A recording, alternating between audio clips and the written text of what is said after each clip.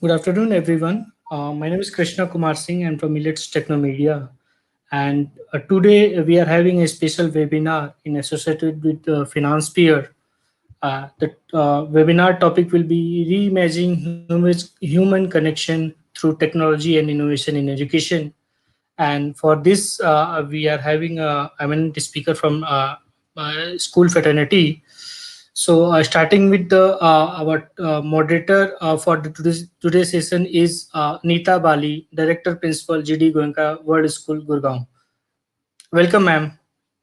Thank you so much. Thank you.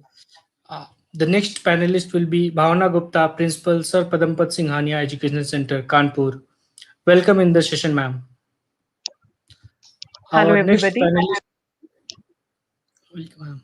Our next panelist is Mr. Rajesh Vasudevan, Head of School, Manchester International School, Coimbatore. Welcome, sir. Welcome in the session. The next panelist will be Mr. Sudhir Kukreja, co-founder, Credence Group of School, Mumbai. Welcome, sir. Thank you so much, Krishna. And Thank you. from the organization sector, we are having Mr. Amey Parulekar, Head of Business Development, Financepeer. Hi, Amey. Welcome to the session. Hello. Thank you. Thank you so much. And middle of the session, one more speaker will be joining, Annabelle Williams, Primary School Principal, Lensar International School, Gurgaon. So she will be joining in the next 5 to 10 minutes. Till then, I'll hand it over to Neeta Bali, ma'am. Over to you, ma'am. Thank you so much, and looking forward to interacting with everyone. And my apologies for having come in a little late since I had to attend an important call. So welcome all finalists. And the topic for today is reimagining human connections through technology and innovation in education. A very interesting topic indeed, because reimagining human connections. Normally, we think of technology as something which is not so human. So, reimagining human connections using technology and innovation in education seems particularly pertinent in today's scenario. And with such seasoned panelists, definitely, I think this is going to be a very invigorating discussion. Let me start with Mr. Sudhir Kukreja. Sudhirji is here? Yes. Sudhirji, I have a quick question. Since we know that you are a co-founder of the Credence Group of Schools and somebody who manages everything on a on a macro and micro level both, how do you think we can make education flexible, very user centered, with the greater emphasis on equity and inclusion, particularly because as a co-founder of a group of schools, I'm sure that you must be, when you're conceptualizing a school, you must be thinking of education spaces in design which are very futuristic and very flexible and very user friendly. So would you please shed light on how can we make an ambience and an ecosystem in education which is flexible and user centered and encourages equity as well as inclusion. Well, thank you so much, Neeta ma'am, for the opportunity and the very relevant topic that you brought to the table. I guess it's highly relevant in today's time. The situation and the times that we are living in, I guess this is something which was absolutely unimagined maybe about a year and a half ago. And we as education fraternity have been pushed into this entire scenario, maybe unprepared is the way I'd like to put it. And for a very long time, I think before this, so I'm probably talking about last 5 years, 6 years, maybe 10 years time, where we as a group, when we manage schools across metro cities and we manage schools across tier 2 cities, and then we've got schools which are across tier 3 cities. I think one of the biggest differences which has been there in all of these schools across tier 1, 2 and 3 cities is the preparedness of our teaching learning community. And when I say our teaching learning community, I'm including our parents into this, I'm including our children into this, and I'm including our teachers into this. All at all three levels, I think that human connect and technology intervention is required. And a very relevant word which you used is the word equity. So the idea here is that whether it is a tier one city or a tier two city or a tier three city, irrespective of the class of the school and the level of school that we are operating, it's time where children, teachers, and parents across the community start embracing technology at a level where it becomes a part of our overall holistic learning system. Because before COVID, I think we all were harping continuously on the need for teachers to upgrade, on the need for parents to embrace this, on the need for children to be given more exposure to all these technology tools, the learning apps, whether these are devices or, for that matters, even the entire STEM ecosystem of learning. So the learning process had to come out of the textbook and the blackboards to the hands and the real life experiences of the children. So I think that is what is the most important part of it.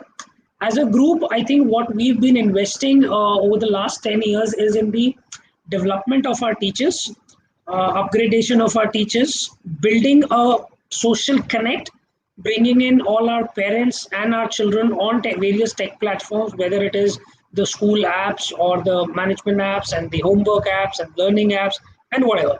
So there were some elements which were missing 2 years ago. Thanks to COVID, I think those elements have also been taken care of now. Now is the time where our children are able to connect to the teachers 24/7. They are able to ask doubts digitally. They are able to make use of the best of the learning teaching tools and various applications that we've integrated through different startups. So I guess what this last 1.5 year has done is that it has made us learn how to be connected even in a times when we are not physically together inside the four walls of a classroom. And at the same time, when we are connecting virtually, it has made us connect with each other limitlessly.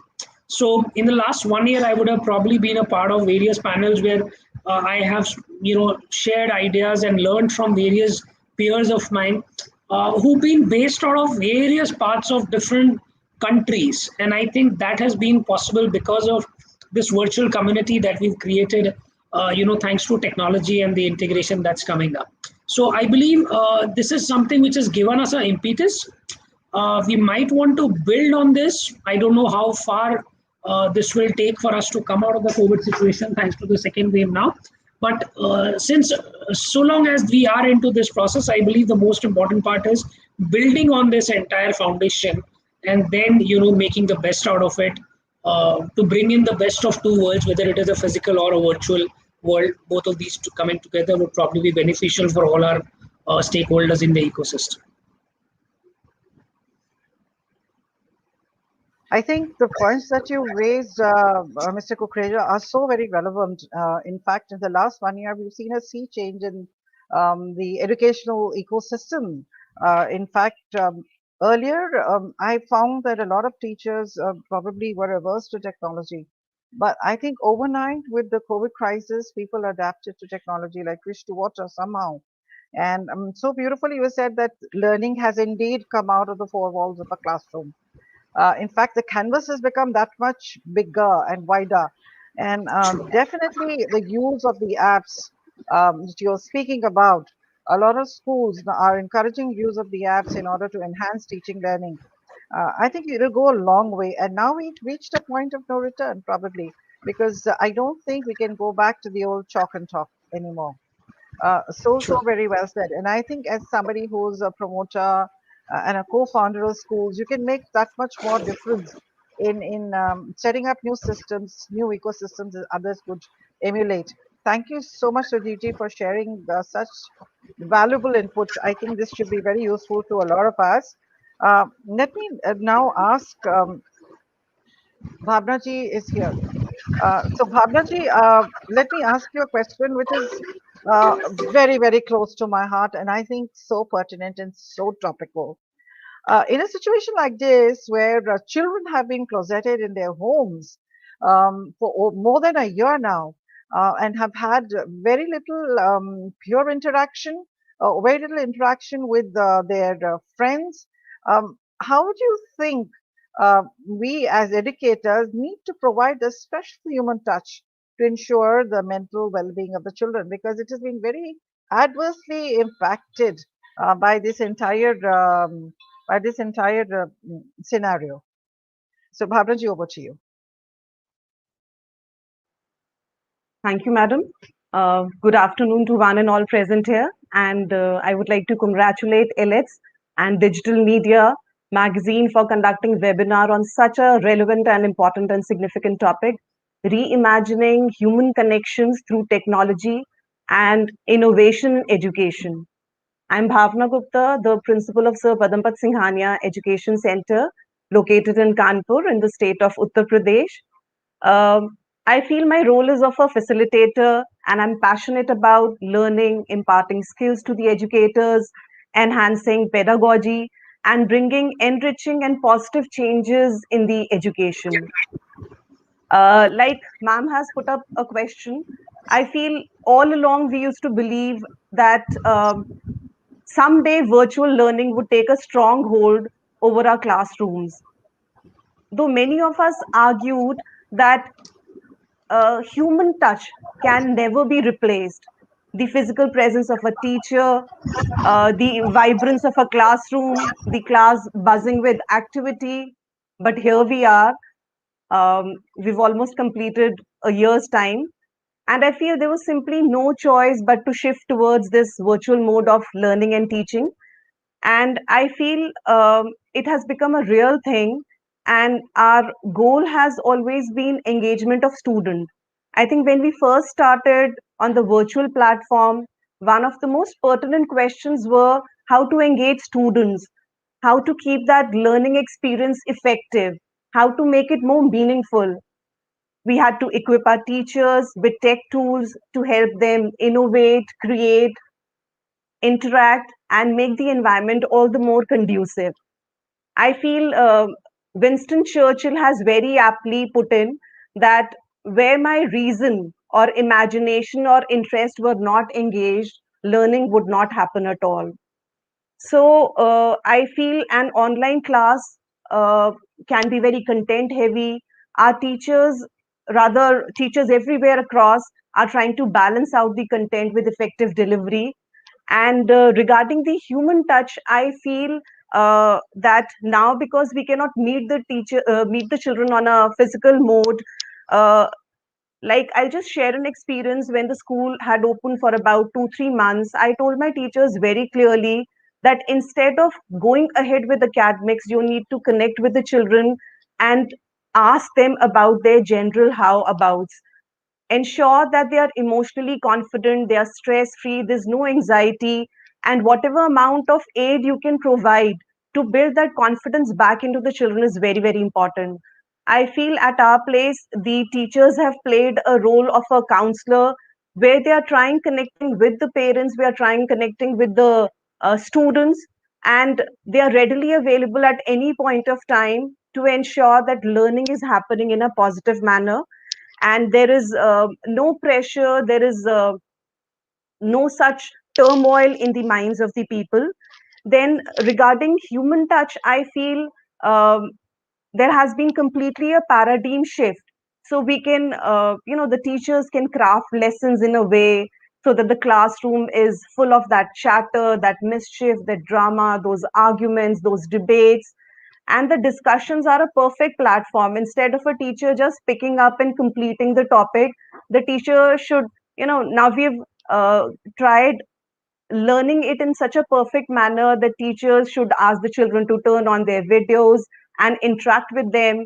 And like, even if I talk about the junior section, learning is so much fun. Besides active learning and teaching, I think we can engage children through games, through quizzes, through projects, and let there a lot of value addition being done to the children. And we need to have a very, very proper connect with all the stakeholders. I feel where the connect is strong with the parents and with the students, we are able to beat out this turbulent and this traumatic times. So this is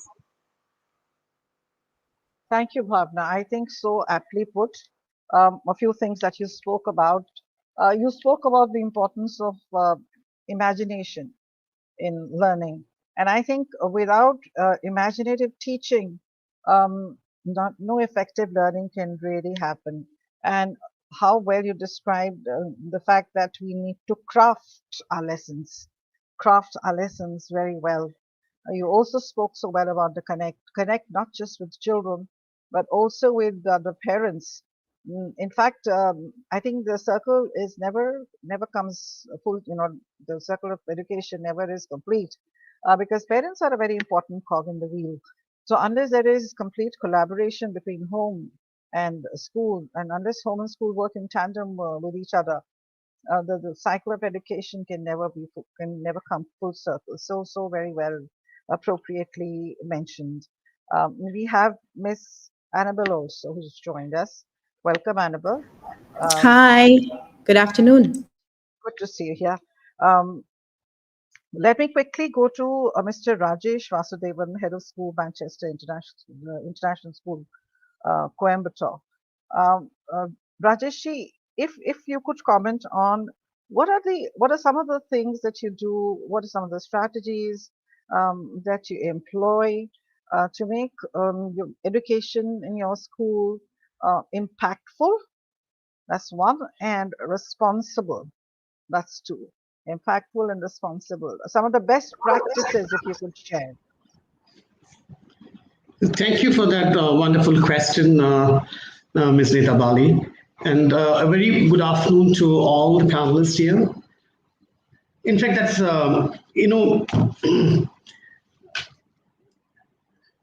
exactly a year ago, we were just thinking at content delivery. And also, we were like, though we follow the international curriculum here, digital technology was part of the curriculum. It was embedded with the structure. We were not very much worried about offering the online classes to the students because children and teacher, both of them alike, were equipped with the technology. But then, over the period of time, we realized it wasn't enough to keep the enthusiasm going, because an online class is so much different from what happens in a physical classroom. As we rightly say, we are talking about human connections, and I will just pick from there so that I can talk about what did we do to bring that connection back to the learning scenario that we all were part of. We had to, we follow the International Baccalaureate program, which gives us the freedom to, or the liberty to expand the magnitude of the lessons. But again, at one point, our parents were, all the teachers, or I was, while going for a walkthrough, I used to wonder, is it what we actually really were ordained to do is what is really happening in the classrooms? Because on one side you have the parents who are very apprehensive about the online learning because of the challenges that it has put forth. Because children, the screen time was definitely a challenge for us, especially with the primary year program. And then you had the middle school had a different challenge, and the diploma program students had a different challenge, because one is going to face the examination, the other is, the other batch is the middle year program had completely, that's the age of confusion that they were in. And to get them back to the disciplined way of learning was a big challenge. The primary year program had the emotional challenges. So emotional challenges, physical, I would say learning challenges, and then we had the apprehensions of the exams and things like that. So what we did was, definitely we had all the platforms. We used to have Google Meet, we had the Zoom and the Microsoft Teams to deliver the lessons depending on the requirement. At one point, we had to get the teachers back and ask them to shelf the content and think of how to make life easier for them. Whatever they learn so far, how can relevance be brought in?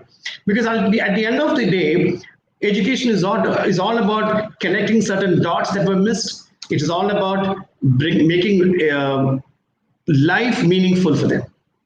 So we decided, as such, our children are going to be exposed to a world that is volatile, uncertain, chaotic, ambiguous.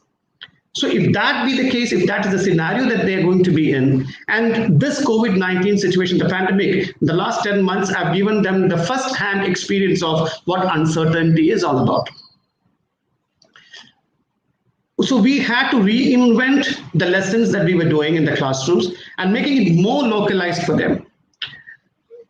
So we had to we decided to conduct events through which the lessons were delivered rather than making a lesson and then adding some activities into it. It was all activity-based lessons for them. Even to the extent of we had a virtual marathon conducted on International Women's Day. I'm just giving an example. So this was one of the ways to make them understand the relevance of gender equality in our lives today. So virtual marathon was conducted by the middle school children. We did have our children of the diploma program, grade 11 and 12, taking the lessons, like whatever they've learned in the ICT classes or whatever they've learned in the other subject classes. There were schools in and around the community that were deprived of all these things.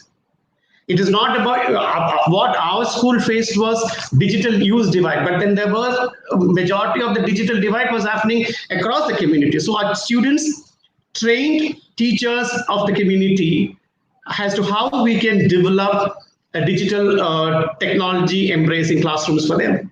So most of the community schools around our school campus, the teachers were trained by our diploma program students as part of the CAS activity. We also conducted events, the PYP exhibition for that matter. It was digitally conducted, where the learning was based on the entire event. The exhibition of the primary year program was revolved around the United Nations Sustainable Development Goals. So children were asked to take all the 17 goals, and we divided them equally to the students, and that was given to them. And this was all possible only because of technology and human working together. As we always rightly say that necessity is the mother of invention, I also say that necessity is the mother of innovation. Today we are at a stage where innovation is the keyword for all of us. Because I firmly believe, like as Dan Higgins said, technology and humans working together to truly amplify each other's strengths in the interest of a better working world, that's that exciting future that we have. So shelving the content as the exams were, getting different dimension altogether, we told the children not to worry about the exam because it is not all about the marks. It's not always about the examination. It's all about how do you enrich yourself? How do you make yourself prepared for a world? Because this uncertainty is going to happen. This COVID-19 is here to stay for some more time. And we told the children one thing: there's nothing called new normal. It is all about new opportunities. So creating that entrepreneurial mindset, creating that innovative mindset, these were the two things that we did at Manchester. And I can very proudly say that we were quite successful so far. We are quite successful so far in getting the children onward, because I can very proudly say, because the data of attendance in the classrooms, we have very, very less absenteeism, from the students. Thank you so much, Rajesh. I think that was so beautifully expressed. Definitely, when children are completely learning online, to sustain their interests is probably the biggest challenge. And I'm not talking merely about the young children. In fact, the older they get, this is a challenge I'm sure every school is facing. The fact that teachers have to innovate constantly to be able to capture the interests of the students. And you spoke so well about some of the best practices that you mentioned. You spoke about so beautifully about connecting dots, which is, I think, IB education. Fortunately, I also had an IB school, so I can quite understand what you're saying. The ability to make connections, to connect dots, I think that's so integral and absolutely inherent particularly if you're teaching the IB diploma program, which is such a delightful program. For that matter, even the PYP program, and I'm sure Annabelle will probably have plenty to say about it. So connecting dots, making life meaningful, in being involved in activities that bring out your initiative, your drive, trying to instill zeal in students, having to reinvent the lessons, which is so important. Every single day is a challenge in terms of that. I'm sure, for every teacher, that is indeed a challenge. You have to reinvent your lessons, you have to reinvent your teaching strategies, and you have to, of course, make the learning ambience that much more interesting.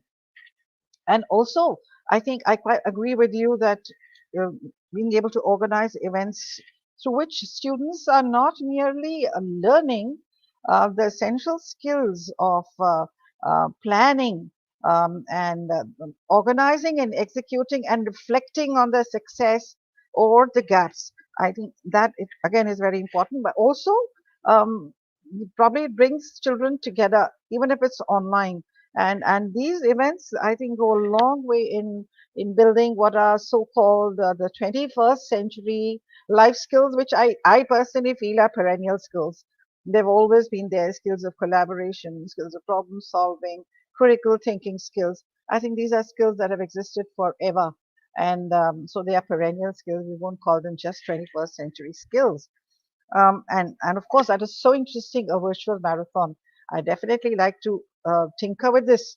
Of course, we've also fortunately, we also did a TEDx event for the first time and did it completely online. And we did an Amey, which is completely online.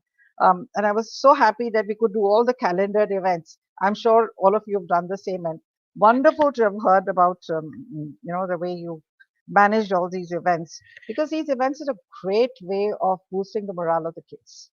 I find that it just keeps them afloat. It's so beautiful. It enthuses them so much day after day. There's so much to look forward to. It really enthuses them and helps them to expend their energy very well. And I think it really goes a long way in dispelling the gloom that the children and teachers are experiencing.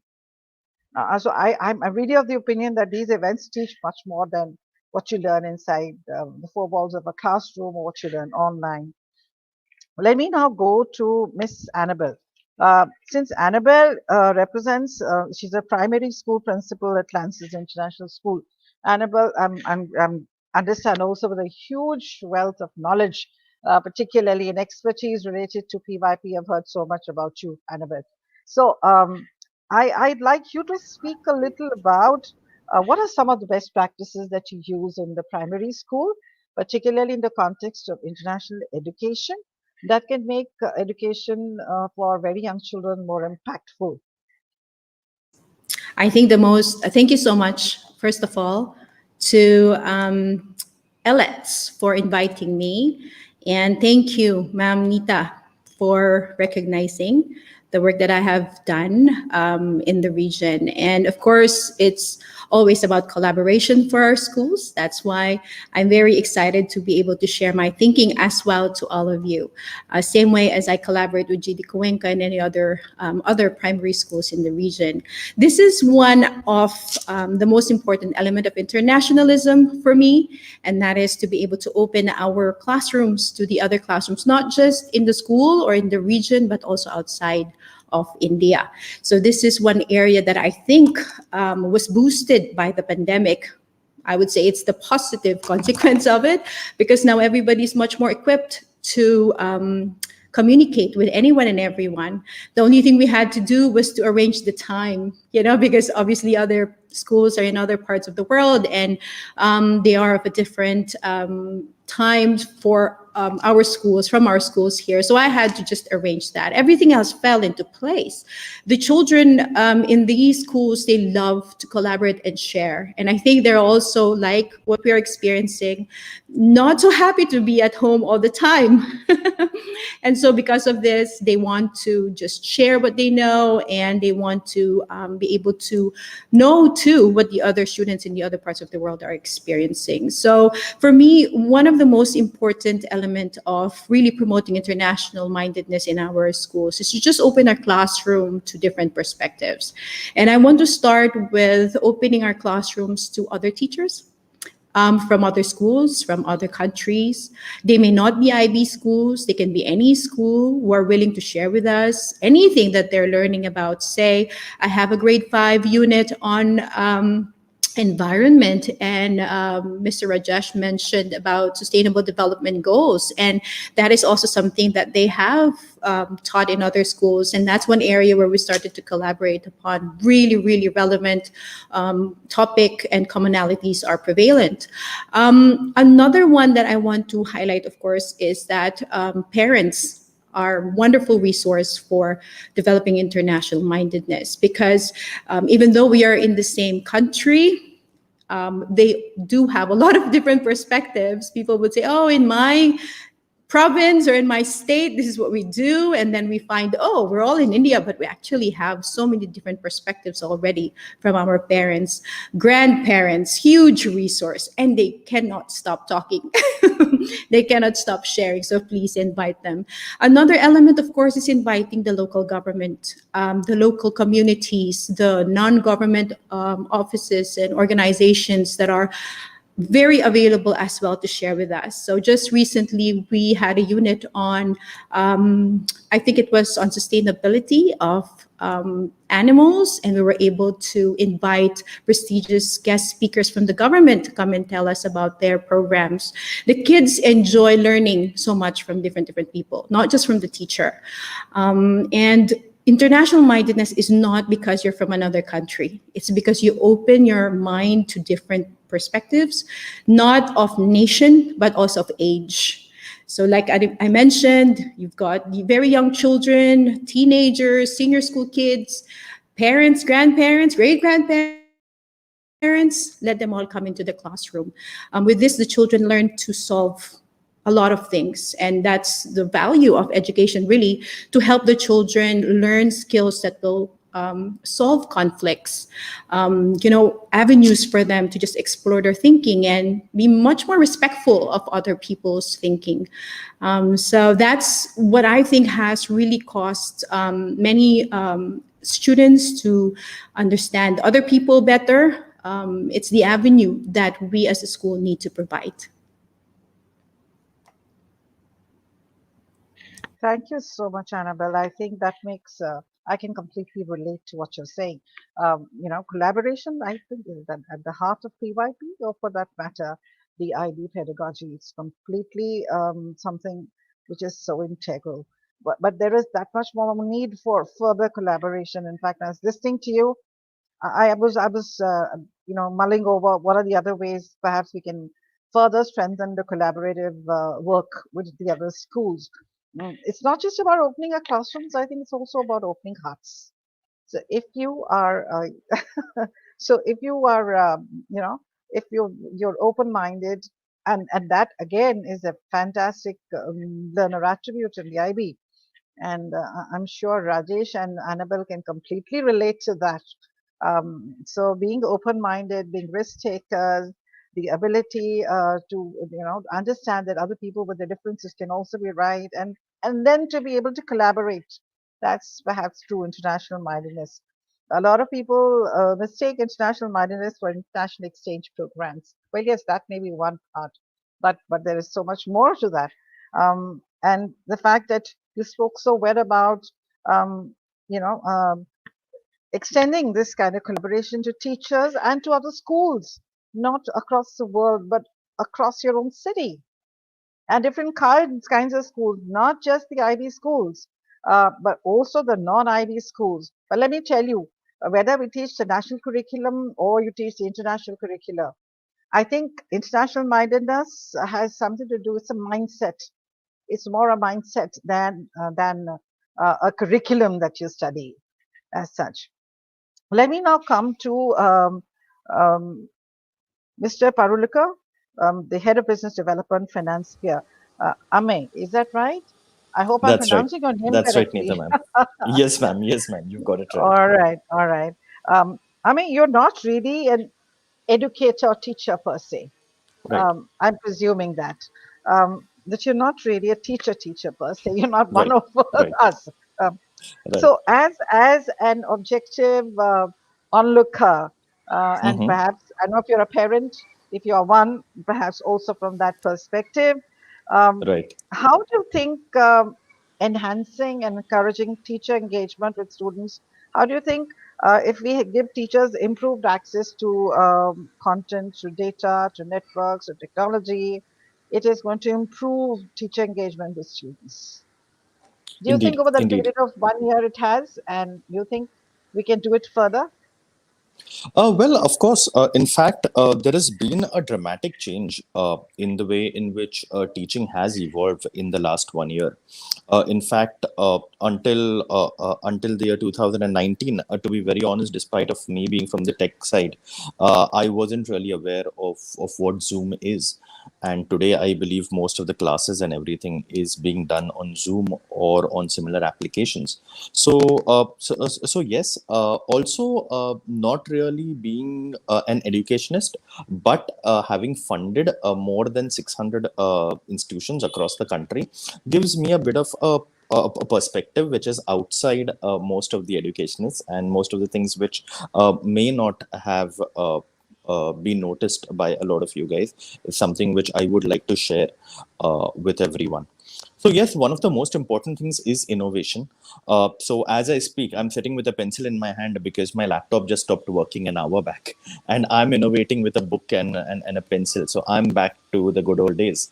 But yes, similarly, I feel that the teachers they do deserve a huge round of applause for the kind of accommodation and the kind of evolution that they have gone through for technology.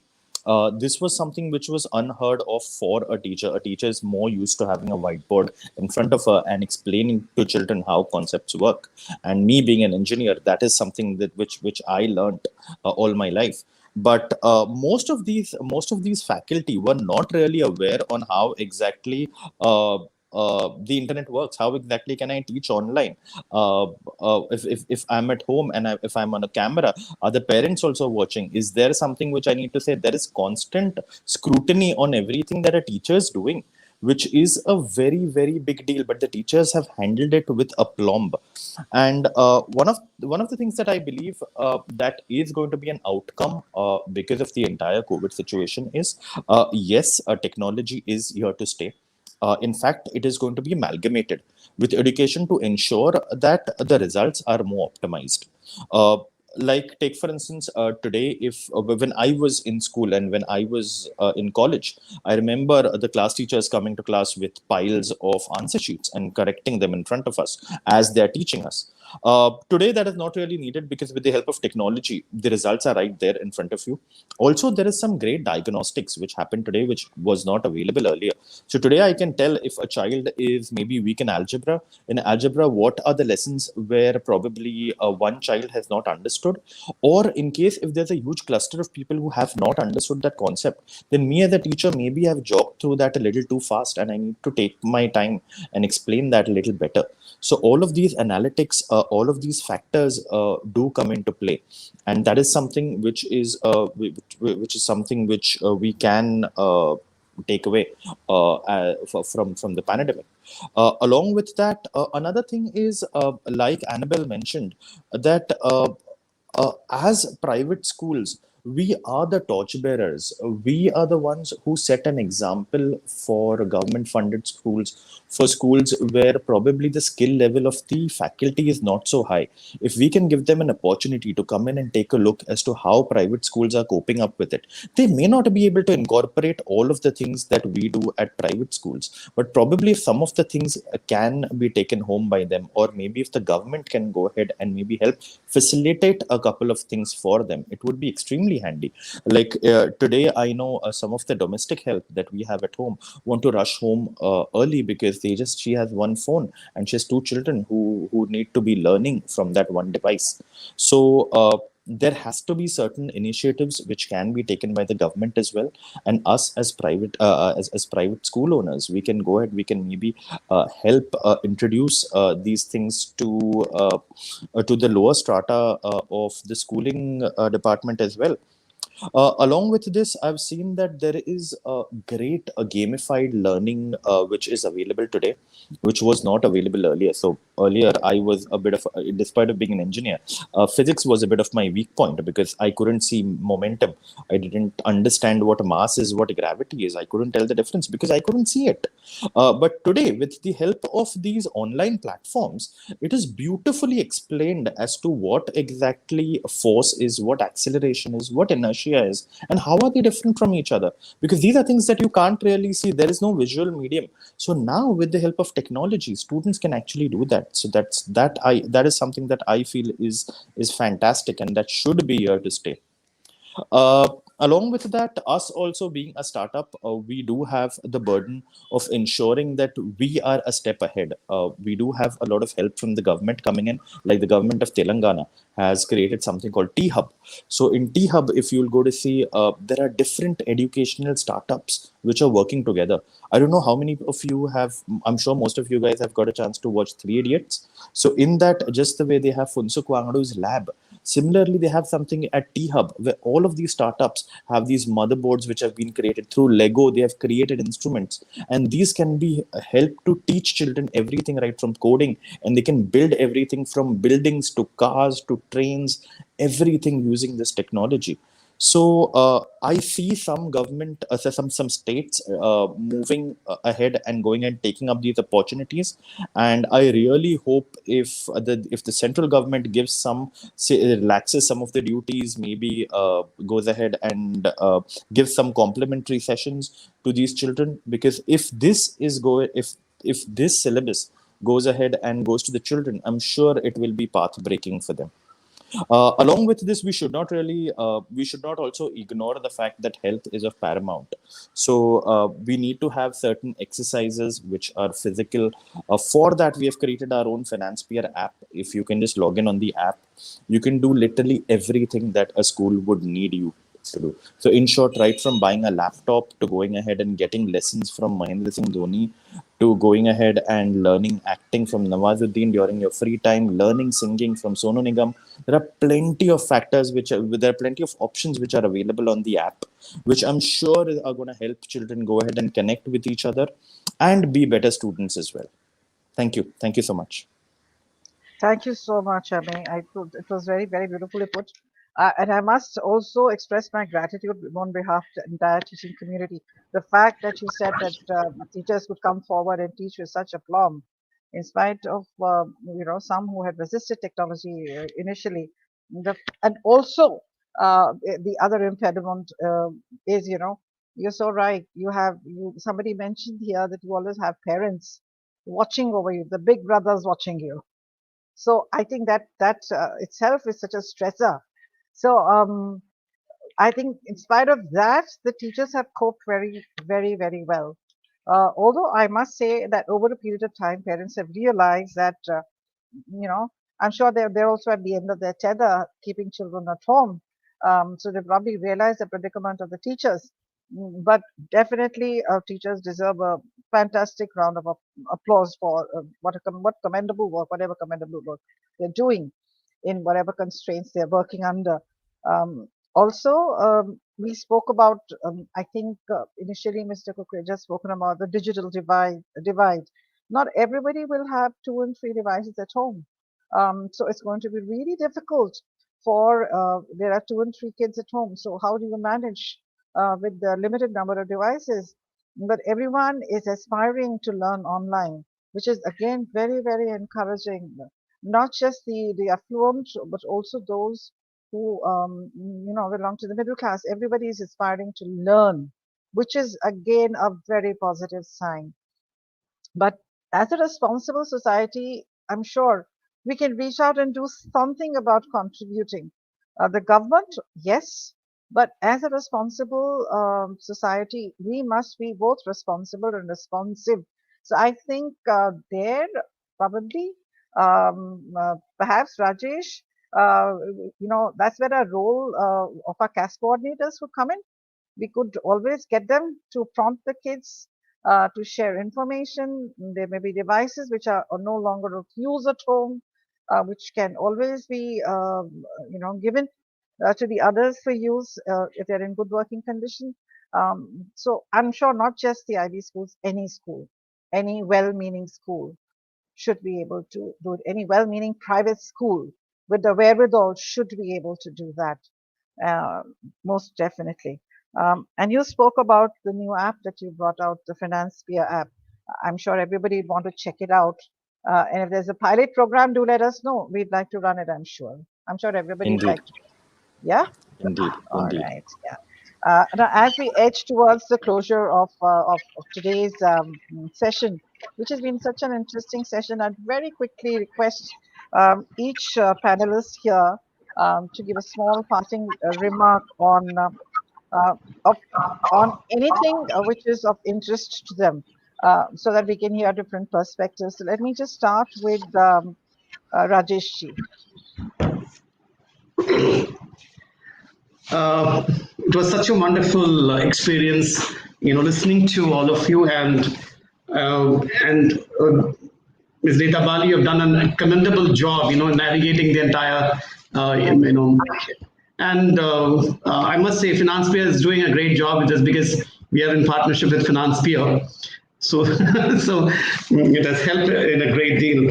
Now, for me, as a parting note, technology and education, or innovation and human connection, is no longer a question of if. It is about how. Schools now must reinvent themselves. If school as an infrastructure needs to exist in this globe, because today we have told the world that learning can happen and nothing can stop it, because COVID-19 stopped so many things, but not learning. We have reinvented, we have found our own ways of getting things done. So schools must reinvent. The management should take serious consideration into understanding how relevant can they be in the geography of education. It's not about just building, it's not just about classrooms. Today's schools, we are proved that learning can happen beyond the classroom, beyond the walls. So to make ourselves relevant, let us unite together and understand how much more than we are debating on the ifs at this point in time. Thank you. Sure, Rajesh. May I now request Mr. Kukreja, what would be your advice or your parting remark to everyone? I think we've had a very fruitful and a very insightful discussion. I'm going to pick up two lines from what I learned from Rajesh, probably something that he said, and I'm going to build on that, and something that even Miss Neeta added here. So we all have grown up hearing this term called that necessity is the mother of invention. And Rajesh very beautifully went on to add to it that necessary is now become the mother of innovation as well.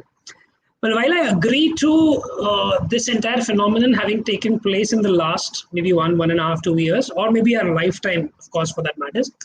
But I believe now, the way the world is changing, and I'm also going to connect to one of the questions which is posted by one of our audience members, that in the fast-changing world, amidst of technology revolution, how to prepare students to thrive in this rapidly changing world.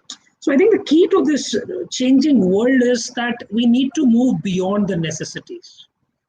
Right, I think it's really high time, and it's been a real long time that we really work towards fulfilling the necessities of the system or the requirement. That okay, today there was a time when engineering was necessity, then there was a time the medicine was necessity, then MBA becomes necessity. So the child throughout his life is just striving and struggling and working and putting his efforts towards meeting those basic necessities. I believe necessities now should become a part of a standard SOP maybe, and that innovation has to be a lot more internally driven rather than being pushed by the necessity, right? So innovation is something which is going to lead us to a completely new paradigm. I mean, I'll connect it to what Financepeer did. What Financepeer came in and did was not a necessity, right? It was an innovation which became a part of the system so beautifully and has benefited so many people. So I think it's just one example. If I were to talk about, I mean, there's a paucity of time, but there are hundreds of startups that I can probably name, and we've integrated in our education system. I worked with them. There are a lot of that I've exchanged ideas with. It's the internal drive of the people to do something new and bring about a new element, a new dimension to the teaching, learning, and education phase, which is going to bring about that new transformational change.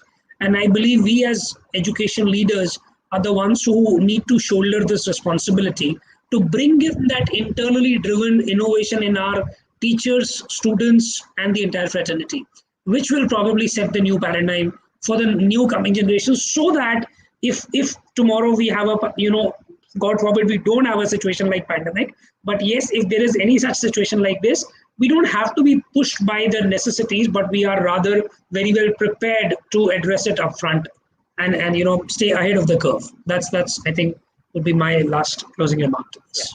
Thank you, Mr. Kukreja. I'm sure you can make a huge difference as somebody who's involved in setting up schools.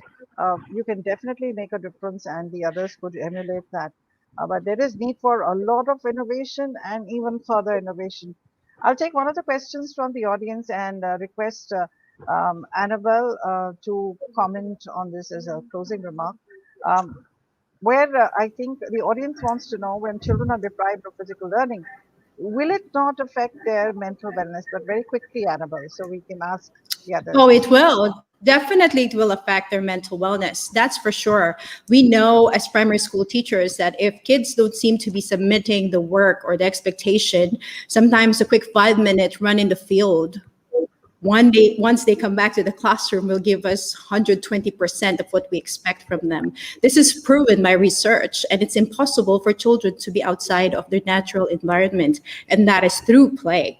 And this is where we have to be conscious in incorporating physical activity in between the sessions or in between the classes. And it has to be an agreement in the school where the teachers will have to give the children some physical break. The past year has proven that this is important to be embedded in the lesson design. So teachers, please make sure that every 15 minutes, depending on the age of students, there's a research there. Very, very simple, actually. Just look at the age of your children, just add 1 or 2 minutes up and down. That is the only time you can let them sit down in the classroom and listen to you or engage with you. Make sure that they stand up, move around. There's a lot of quick brain breaks that we do in between those transition classes. And this actually can only help you achieve your expectations. Don't think of it as, oh, it's a waste of time, I have to do a lot more maths. No, focus on it as an important, I would say, re-energizing of the children. Because unlike you and me, we can take a cup of coffee and then we can go again. For them, their cup of coffee is that physical activity. Thank you. So very appropriate. And children, in any case, tend to get very restless. Their attention span, definitely with the younger ones, is not so strong. It doesn't last for too long. But not just the younger ones, I think the older ones. For us also, as you very rightly said, a cup of coffee in the midst of work can do wonders.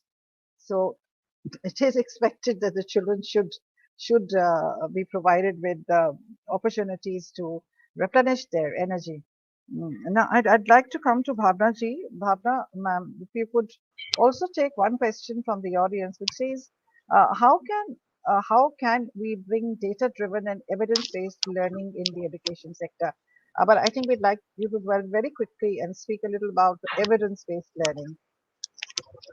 Right. First of all, I would like to thank Ms. Neeta Baliji for conducting the session so brilliantly. And I think there are some very beautiful practices that are happening at different schools are being discussed right now. So I think it's been huge learning for all of us and for the audience.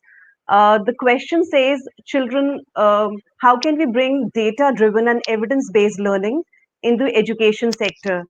I think data plays a very important role as a head of the institution, whether it is performance of the students, whether it is performance of the children, whether it is feedback of 360 degree, because when we do something, we need a feedback from all these stakeholders, be it parents, be it students, be it anybody who's a part of it, so that we can improvise upon our working and take a step ahead.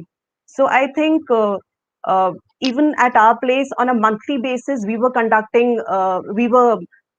surveys where there would be questionnaire ranging to the classes that we were sending across to, where we would first ask that how much screen time does the parent suggest, then what kind of a screen or what is the size of the screen.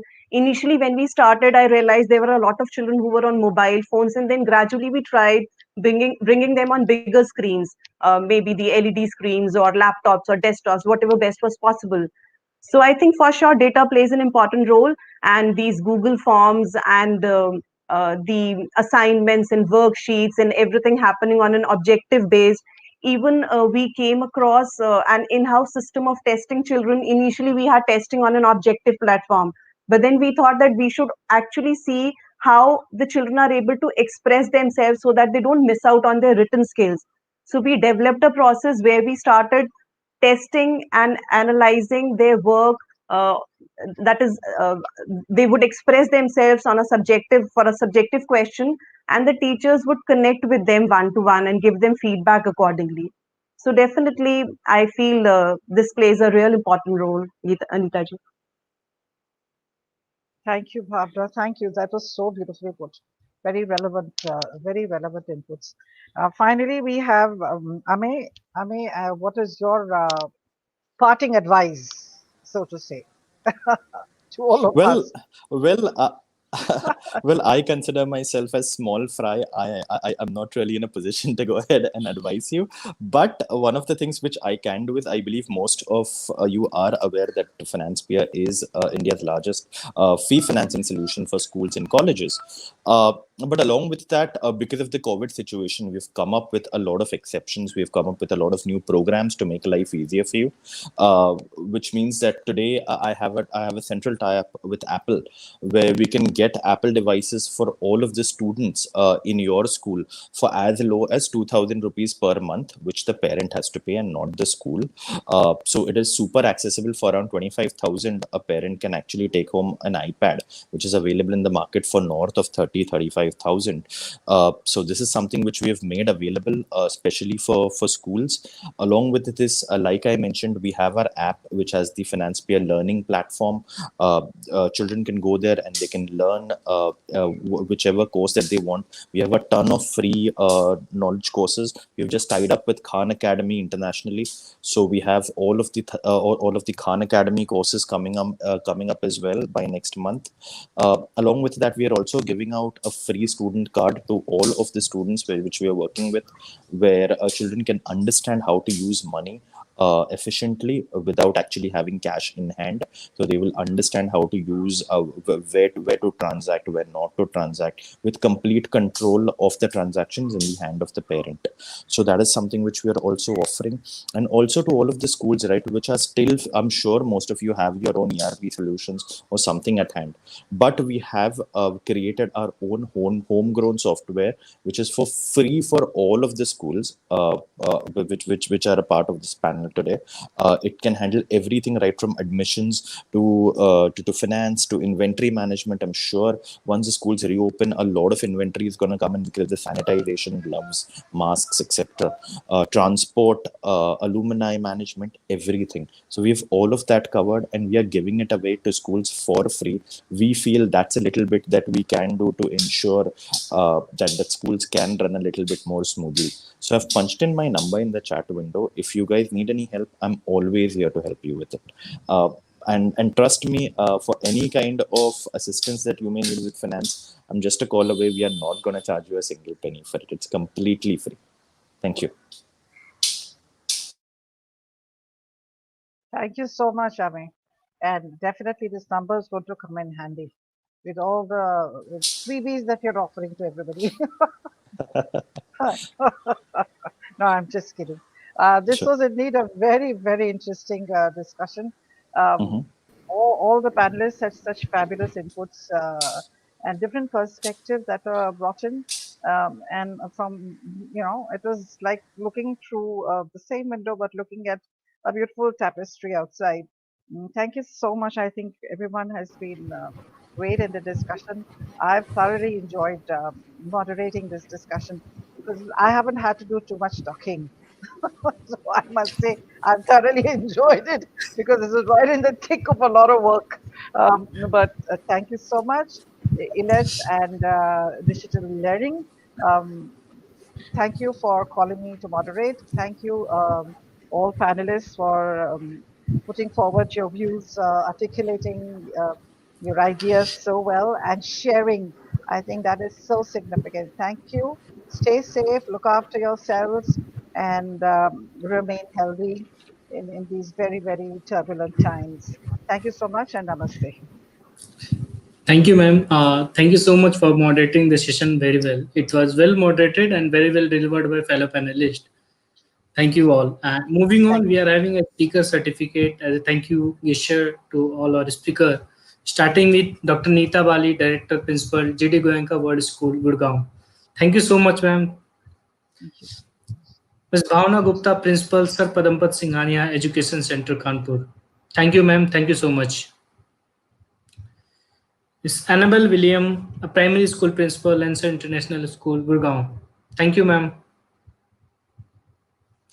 Mr. Rajesh Vasudevan, Head of School, Manchester International School, Coimbatore. Thank you, sir. Mr. Sudhir Kureja, Founder, Credence Group of School, Mumbai. Thank you for being in this session, sir. And last but not least, Mr. Amey Parulekar, Head of Business Development, Financepeer. Thank you, Amey, for the joining this session. So this is all from our side. With this, we are closing the webinar. Thank you all the speakers once again to joining this session. Namaskar. Thank you. Thank you so much, everybody.